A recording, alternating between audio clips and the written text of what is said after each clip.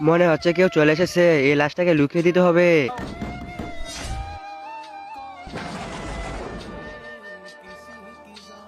আরে মৌলানা সাহেব, তুমি আমার ঘরে কি করো? আরে বেটা, তোমার ভাই আমাকে দাওয়াত দিয়েছিল, এজন্য আমি আসছি। আরে মৌলানা সাহেব, কাল থেকে আমার বাইকে খুঁজে পাচ্ছি না।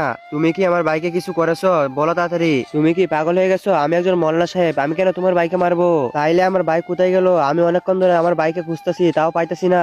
আচ্ছা ঠিক আছে, আমি মুখটা ধুয়ে আসি, তারপর তোমার বাইকে খুঁজতে যাবো। আচ্ছা ঠিক আছে, আমি একটু মুতে আসি। আরে আরে, টয়লেটে যেও না, টয়লেটে পানি নাই। টয়লেটে যদি পানি না থাকে তাহলে মৌলানা সাহেব টয়লেটে কি করছিল দেখিয়েছি তো গিয়ে। মৌলানা সাহেব, তুমি আমার বাইকে কেন মারলা বলো? বেটা, আমি তোমার বাইকে মারিনি, কারণ ওই যে দেখো।